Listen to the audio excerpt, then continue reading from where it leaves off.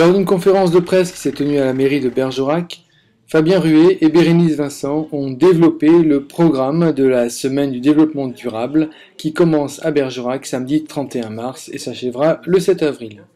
L'occasion pour nous de revenir avec Bérénice Vincent sur l'ensemble des enjeux liés à la notion du développement durable. Bérénice Vincent, bonsoir, on vient de sortir de la conférence de presse que vous avez donnée pour la semaine du développement durable, donc c'est la 10e année, en tout cas au niveau national, et c'est la 3e année, c'est ça, à Bergerac. Est-ce que vous pouvez déjà, avant qu'on entame le programme, nous donner une idée du bilan que vous avez dressé les 2 premières éditions locales ?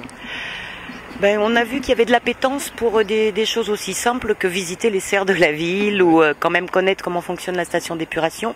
Du coup, on renouvelle évidemment ces opérations-là.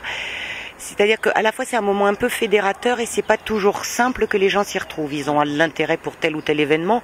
On avait fait une expo sur les plantes sauvages, on a déjà fait des choses. On avait fait dans le cadre avec Créascience, quand ils existaient encore, un volet un peu scientifique. On trouve toujours du monde. Les gens n'ont pas toujours conscience de l'importance qu'ils sont partie prenante de ce sujet-là et que, ils sont pratiquants du développement durable.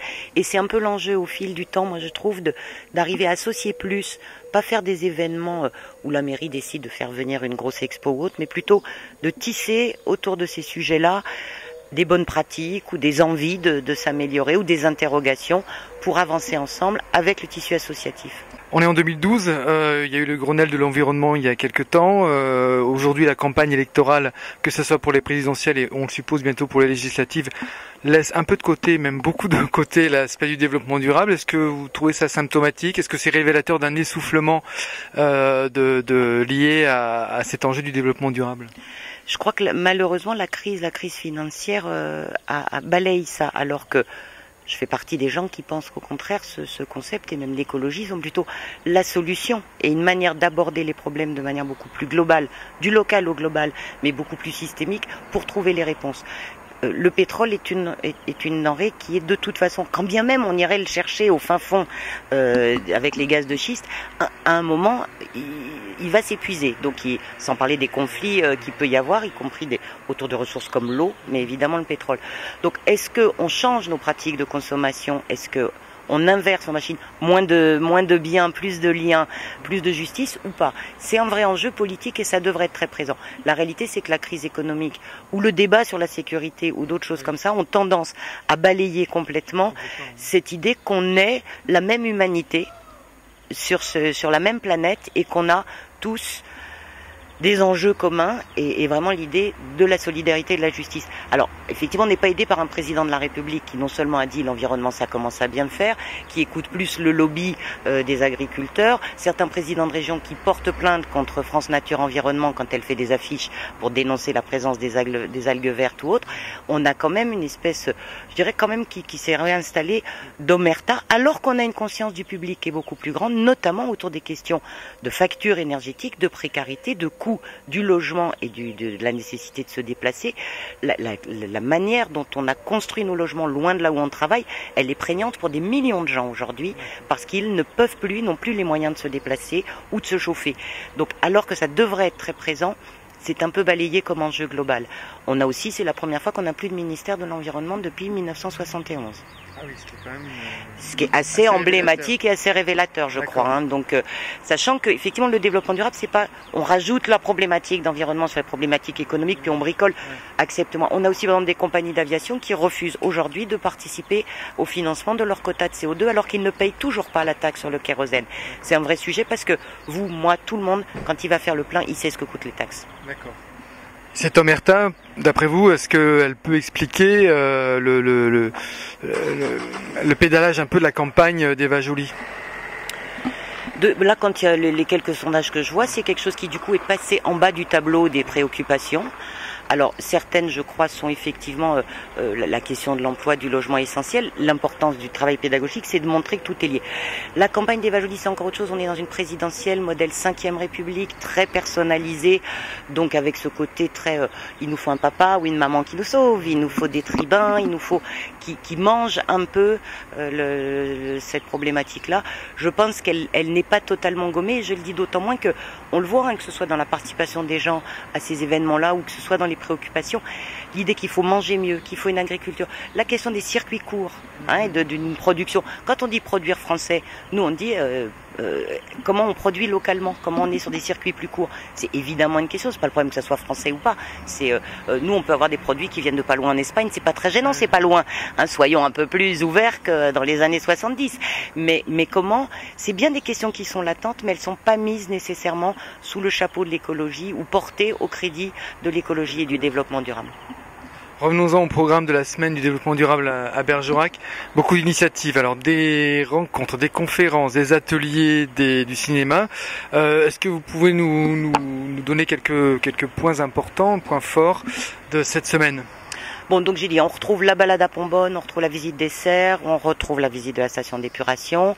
On a fait un focus qui est plutôt destiné aux familles, aux enseignants et à nous-mêmes mairies autour de l'idée du cartable écolo, comment sur quelque chose de très quotidien que consomment tous les jours nos enfants, on peut améliorer l'aspect santé avec des produits moins dangereux, l'aspect financier avec des produits qui durent plus longtemps, qui sont moins gadgets, ne pas céder nécessairement ou pas pour tout à cet aspect-là, des choses qui génèrent moins de déchets, qui peuvent être fabriquées ou achetées plus localement.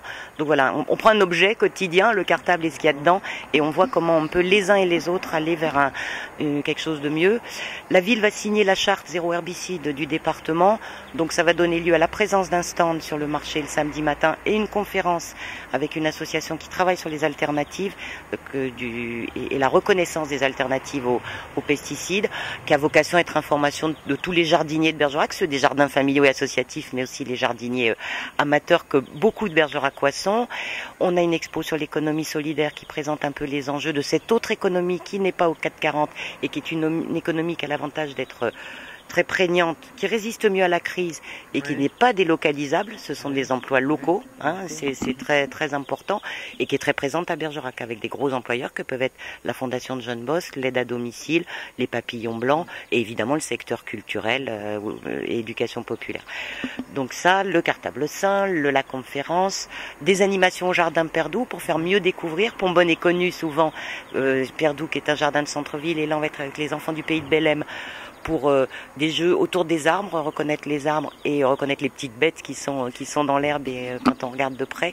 Ce que nos enfants font mieux que nous, parce qu'ils sont plus petits, et puis dès qu'il y a des petites choses, ça les intéresse, qui est destiné aussi bien aux centres de loisirs qu'aux familles. On retrouve une séance de cinéma avec Tous au Larzac en partenariat avec l'association Tapage. Proposition aussi de cinéma pour les lycées, les collèges et les scolaires. Voilà, tous les âges, tous les lieux, tout ça plutôt en mairie, parce que les autres salles sont occupées.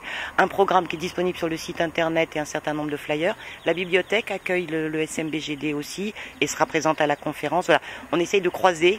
Et puis au Jardin Perdou, si on peut, on fera de l'information aussi sur justement ce que font déjà les écoles et les associations, qu'elles puissent mettre en valeur ce qu'elles font déjà dans le champ du développement durable. Bien, on voit qu'il y a assez très très croisé et lié aux initiatives, aux structures, aux associations qui existent localement. Quelles sont vos attentes pour cette semaine du développement durable ? D'abord que ceux qui font déjà le sachent et soient confortés dans ce qu'ils font, et qu'on puisse avancer chacun, bon alors en choisissant un peu les domaines, hein, c'est pas ils sont suffisamment vastes, hein, covoiturer quand on est une asso sportive c'est intéressant, mais d'autres pourraient le faire. Et puis moi je vais pas me cacher que si ça peut nous pousser, nous, politiques, ou si ça peut interroger tout ce qu'on fait et nous améliorer les uns les autres avec une exigence de la part des habitants pour eux, ils avancent, nous aussi, et on doit, comment on fait pour que globalement ce territoire avance dans ce domaine-là. Je rêve pas quand je pense que on pourrait être producteur d'énergie sur ce territoire, que économiser l'énergie, la précarité énergétique, c'est un enjeu fort, et qu'avoir de l'information sur ce qu'on peut faire et comment on fait, parce que c'est créateur d'emplois derrière et parce que c'est décentralisé et beaucoup plus près de nous et de notre quotidien. Pour moi, c'est toutes ces exigences-là qui doivent monter en même temps qu'on prend conscience les uns et les autres, depuis la petite bête qu'on préserve, la coccinelle qu'on n'écrase pas, le fait qu'on fantasme pas sur des vipères qui n'existent pas parce qu'on sait reconnaître une couleuvre, qu'on n'ait pas peur d'avoir des herbes un peu hautes et que du coup on n'est pas obligé d'utiliser autant de produits. C'est un enjeu économique fort pour les collectivités comme pour les particuliers, social très fort, on sera en meilleure santé et puis on se parle entre les uns les autres, et puis évidemment environnemental. Merci beaucoup.